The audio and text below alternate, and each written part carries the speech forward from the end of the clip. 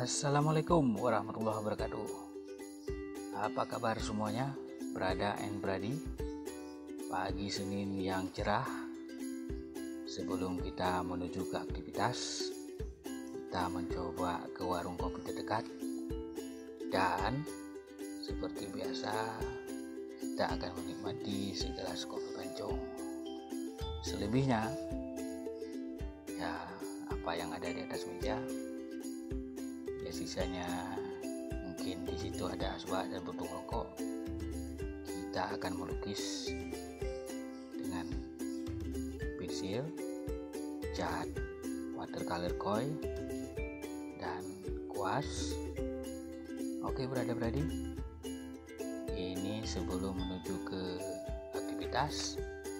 Yang mau bawa pacul silakan bawa pacul.